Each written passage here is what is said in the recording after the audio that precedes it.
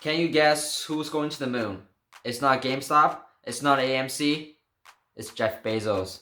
Hello everyone, welcome back to Jack and the Top Stock. Today we're going to talk about the biggest financial news of the week of June 7th, 2021. First and foremost, Jeff Bezos announced that he and his brother and another lucky auction winner will ride on the first crewed flight of a fully autonomous suborbital rocket within his space company Blue Origin. Now, Blue Origin has been competing with SpaceX for many years, and Jeff Bezos and Elon Musk have been having this beef against each other as well. Now, I feel like Jeff has been secretly scrolling through Elon's tweets with a throwaway account because he doesn't want Jack Dorsey to know that, he's going through his tweets and thinking, oh my gosh, I wish I was cool as Elon, okay? Because everybody knows how cool Elon is with his driving up the prices for Dogecoin and obviously his Tesla cars that many people love. But you know what, Jeff? You became a billionaire by running an online bookstore, okay? So Elon's trying to save the world. So you guys are going through, two different phases of life. So you know what, Jeff? Just find an island or two like a regular boomer billionaire. So, we thank you for your contributions, but leave the space, I think, to Elon. But you know what? I feel like whoever is in charge of Blue Origin right now must be like, oh man, I wish Jeff can get his Amazon job back because he has way too much time on his hands, right? Can you even imagine the length of the waiver he had to sign to get on the ship? That's crazy. Like, can you imagine if something goes wrong? Can someone send him the videos of SpaceX rockets blowing up? I mean, even though Blue Origin has had many successful unmanned flights, suborbital flights, there are still a lot of risks involved. So Jeff, just because you're not as likable as Elon doesn't mean you're not as rich, okay? You guys both got a lot of money, so Jeff, have another thought about this and good luck, okay?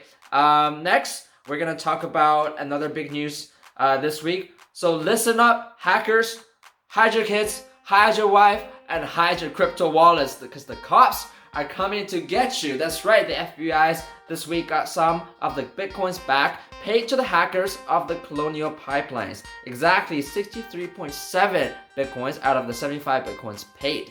Now it turns out that the government has been working on ways to trace and these ransoms trace and retrieve these ransoms for years, and now they finally had some breakthroughs. Of course, they haven't announced some of the successful ones previously, but this one has been monumental because of the impact that it had on the oil supplies here in North America, mainly in the US.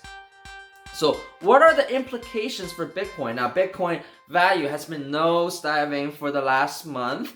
Things have stabilized in the past week. So I feel like even though that the government can't fully control the supply of the Bitcoin, the mining, they can start to take control of the storage, right? But like cash, Bitcoin isn't something that you can just hide under your mattress or bury underground, right? It has to live on the ledger, which is shared a bit by everybody. So if I say I was running a criminal organization running on Bitcoin, I would look for ways that I would turn Bitcoin into tangible goods really quickly because it seems like it's getting easier and easier to find and seize all these Bitcoins, okay?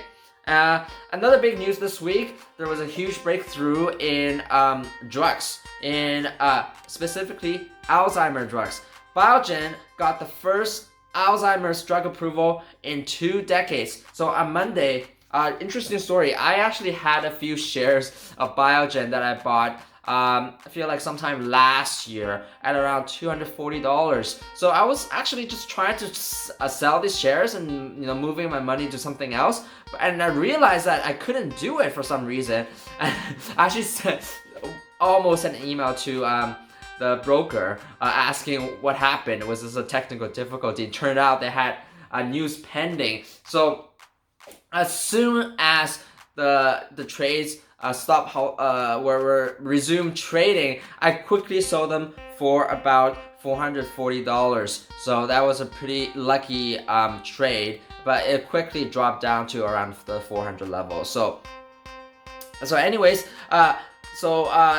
this was a huge breakthrough for Alzheimer because it hasn't had a very successful treatment for two decades, and controversy quickly arose after the news that Harvard expert actually quit the FDA panel that was sort of the committee for the drug approval in protest because they didn't believe that the trials provided conclusive evidence that the drugs were effective enough. But it will be priced around $60,000 per year per patient, and many people were concerned about the impact that it has on the Medicare system because all these patients, as we have an aging population, they will require more and more treatment, so the cost will add up really quickly, and especially for a treatment that is so far not proven to be critically successful. However, the FDA,